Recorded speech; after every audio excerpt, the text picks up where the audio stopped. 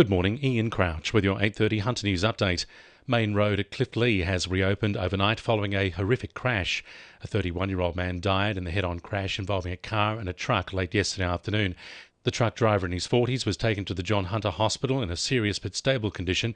A female passenger in the car was also taken to hospital for treatment. Hunter investors will have one eye on the ASX 200 and the other on the Reserve Bank today, ahead of a highly anticipated interest rate decision.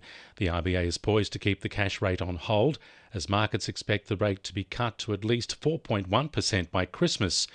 A major sell-off on Wall Street is fueling fears of a global recession, with Japan's Nikkei suffering its biggest loss since the 1987 Black Monday stock market crash.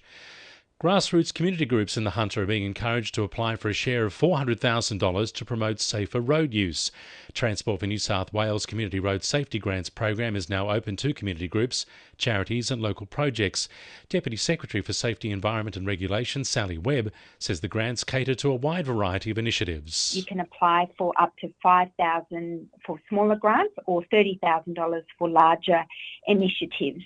For more information on eligibility and how to apply, residents can visit the Community Road Safety Grants website. Just who will run at the September local government elections in Port Stephens is becoming clearer. Former Deputy Mayor Paul Namotti has announced he's running as an independent for Mayor of the Shire. Meanwhile, former high-profile Mayor Bruce McKenzie has decided not to make a bid to return to politics, saying he'll be 90 by the time the next term of council ends.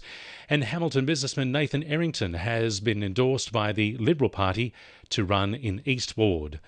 The Port Authority of New South Wales is celebrating 10 years as a state-owned corporation, which has seen billions of dollars worth of trade through the Hunter.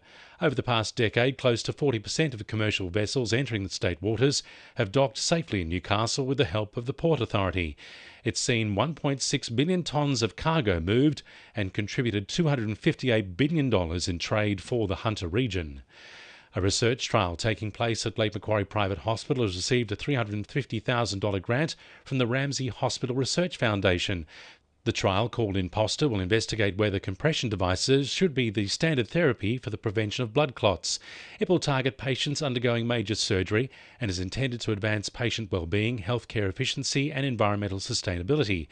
Chief Investigator Professor Stephen Smith says this is one of the major factors in surgical complications. One of a number of things we're looking at through the new perioperative research network that we've set up through HMRI, and hopefully we'll investigate a number of important causes of complications after surgery and see if we can improve the way people have surgery in this country. 2NURFM Sport. Disappointment for Newcastle middle distance runner Rose Davies in her 5,000 metre final this morning. She placed 11th in the race after achieving her goal of qualifying for the medal event.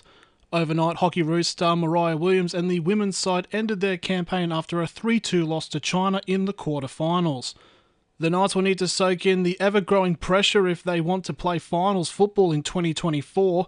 The club takes on the Tigers this Sunday in a must-win encounter in hopes of kickstarting their top 8 push.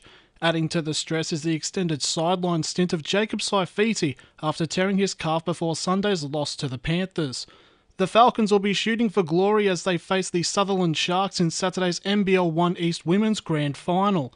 The club will be aiming for their first championship since 2021, where the competition was formerly known as the Waratah League.